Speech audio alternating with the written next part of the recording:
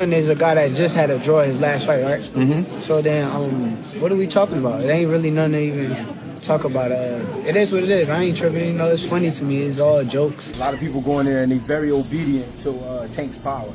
And Lamont wasn't there that night. Lamont wasn't having it. And he said he wasn't having it. He said it before. Y'all tripping.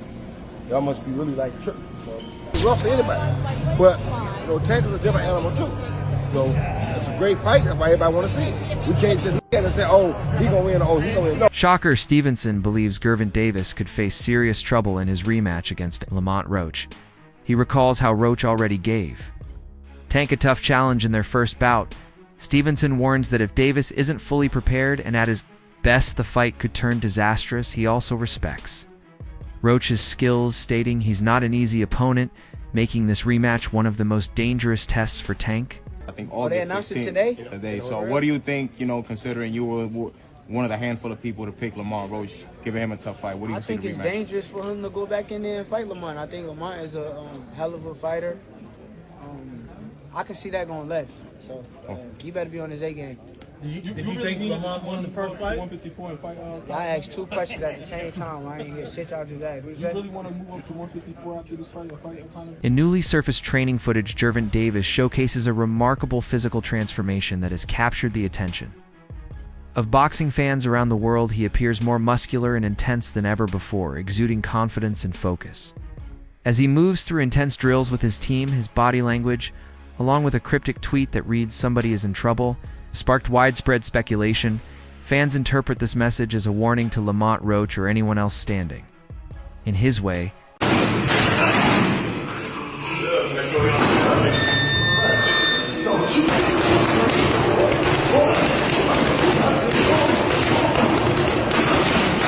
Boxing legend Roy Jones Jr. shared his thoughts on Davis's fighting style and potential in the upcoming rematch. While Jones acknowledged that boxing is unpredictable and anything can happen, he expressed firm belief that Davis brings a unique kind of power and danger to the ring, according to Jones. Davis is not just a regular power puncher. It's a complete fighter with instincts, speed, and the ability to switch gears in the middle of a bout. This makes him a different kind of beast, capable of sudden fight-changing moments, despite the unknowns surrounding the rematch. Roy believes Davis's intensity and natural talent will shine when it matters most. Roach, what are we expecting from this fight? Well, we're expecting Gervonta to just continue to show us his dominance and show us who he really is.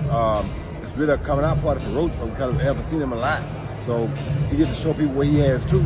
And usually when you get two guys who are boxing as amateurs, it's going to equate to a good fight for the first few rounds.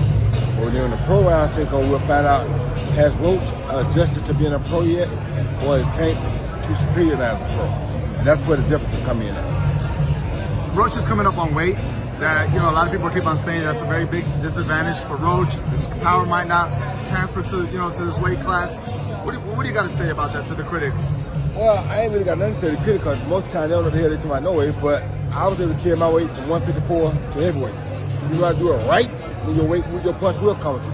You don't know how to do it right, then yeah, you're going to lose your punch. So if he's a good, fundamentally sound fighter with a punch, you're going to have a punch at 130, just like you're going to have a punch at 140. If he's not really fundamentally that sound, then he won't. That's why Tank was able to jump around. Tank fought between 130 and 140, whatever weight he wanted to. Why? Because he's a great fundamental puncher. So his punch will be the same no matter what weight he got on. If you are fundamentally sound, that don't matter. But if you're not fundamentally sound, then yeah, when you move up the weight, you're going to lose your punch. The stakes have never been higher for Gervonta. A second loss, especially without any clear excuse, could trigger doubts about his standing among boxing's elite.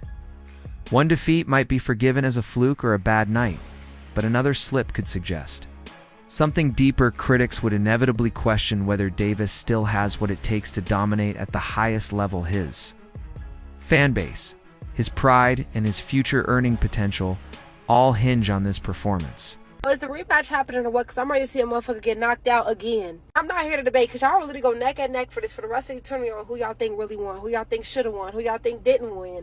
This is probably one of the biggest debates that will never be solved. Although they put up a good fight, I'm not gonna lie, y'all, but damn near seemed like it was set up for them to have another match. Because exactly what Lamont did to Tank the whole first half, that's what Tank did to Lamont the whole second half, so what the fuck? He literally went neck for neck. I feel like it was a tie in my opinion. So hard to even say that though, because you just see so much demolishment from one, and then for it to flip to the other, and it just had your mind like, what? Just really had your mind blown, like what the fuck? I feel like when it came to the decision of the fight, a lot of people were real biased. A lot of people definitely get off of just a personal opinion of the person, a history of liking the person, not off of the fight itself. I will admit that really going into this fight, the first time, I thought Lamont was going to get his shit knocked off. I thought Tank was going to do him in. Now, although Tank did really show him something at the second half, I'm not going to lie, Lamont had him. He stuck with him the whole 12. If you know anything about boxing, especially boxing a motherfucker like Tank, you know that it's to flex the last 12 rounds just as much as it is to beat a motherfucker. The fact that Lamont lasted 12 rounds with him was really getting up, I'm not gonna lie, stinging shit, all 12. It showed that this next match gonna really show who the fucking winner was. I do gotta say, Tank probably gonna come ready for him, but the fact that Lamont came ready for him, as ready for him as he did last match, I ain't gonna lie, I'm scared for both of them. This should be bigger than the Super Bowl, I'm not gonna lie. They say it's supposed to be happening in the summer, which would be a really good way to kick off the summer. And I know these two got a vengeance out for each other. Regardless of growing up together and fighting together, I'm not gonna lie, y'all. The way that fight went down, I'm not gonna lie, I really feel like this is gonna be history. Like, I can't wait to watch this shit again. Shakur Stevenson, one of the most technically gifted boxers of his generation, acknowledged that facing Davis would be his most challenging fight to date, he praised. Davis's combination of speed, power, and unpredictability labeling him as a legitimate threat. Stevenson isn't shy about admitting that a bout against Tank would push him to his absolute limits. What would be your hardest matchup? Devin Haney, Tank, or would it be Ryan Garcia? Nah, Ryan, just X him out. He's trash. It's gonna be Tank. I ain't say it before, but I'm gonna say it like me and him the big fight. In recent statements, Shakur Stevenson made it clear that he's open and ready to face either Lamont Roach or Gervonta Davis, especially if Davis emerges victorious. He emphasized that such a clash would be massive for the sport, drawing interest from fans, analysts, and promoters alike. Stevenson believes that a matchup with Davis would showcase elite-level boxing with both fighters. Bringing different strengths to the table. From Stevenson's point of view, it wouldn't just be a big money fight. It would be a legacy-defining moment that could reshape the lightweight division.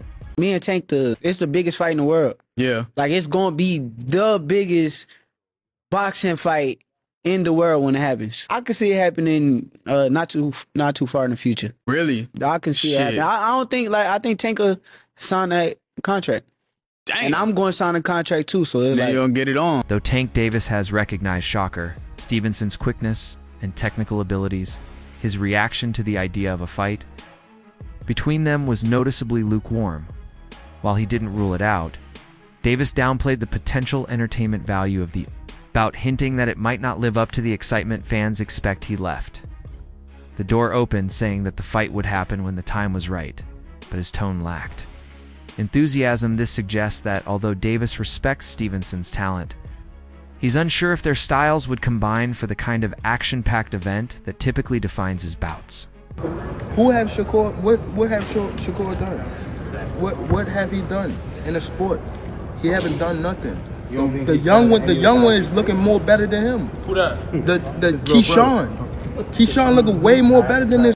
I keep screaming his name. He haven't done nothing. Keyshawn haven't even done nothing. So what do you say to those who Y'all might keep be saying his afraid? name for? So what do you say to those who might be saying that, you know, Tank is afraid of Shakur? Afraid of what? Afraid of what? Us fighters, if we're afraid of somebody, it gotta be somebody hitting us and hurting us. Like, he don't have no offense. Everything is defense. Defense only win in basketball and football. That shit win in boxing. Some boxing observers and fans are skeptical about the true motivation behind the Davis versus Roach rematch. There's a growing belief that Davis chose Roach not because he's the most challenging opponent available, but because he appears beatable, someone Tank can handle with relative ease. At the same time, Roach is being criticized for accepting the bout primarily for financial reasons rather than the competitive challenge. This perception has sparked debate about the integrity of matchmaking in modern boxing, with some fans feeling disappointed that the sport's biggest names may be prioritizing paychecks over true competition. Client, why would I allow you to fight these fights just for you to knock somebody out if it's not a numbers game? Good question. The money. That's the only number that matters. The money. Yes. Okay, so let's get into it. Speaking of money, lots of people have talked about, oh, he's doing this fight for money, and Tank is strategically picking him because in the amateur world, you guys fought twice, right? And you lost, what, both times in the amateur fight. So are you all friends? Are y'all cordial? First, what's the relationship? We're cordial for You're sure. cordial. Yeah. Yeah, so He cool to me. he's cool to you. Yeah. And you haven't heard that he said anything differently. Oh yeah, for sure. He has. Nah, he hasn't. He has Yeah, not. that's what I'm saying. I'm Right. confirming that. He hasn't said He has anything. not said anything differently.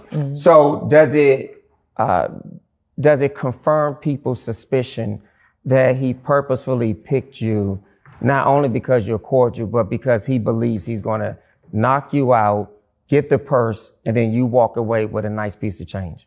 I mean, you're in the wrong game if you don't think you're gonna beat everybody. Like, anyway, but if you're saying specifically pick me because I'm gonna be an easy cakewalk, Yeah.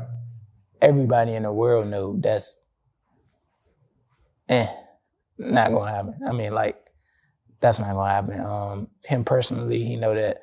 I think he chose me because I am gonna be one of the better opponents that he's faced in his entire career, honestly. Really? Yeah. That's it for today's video. Stay tuned until next time.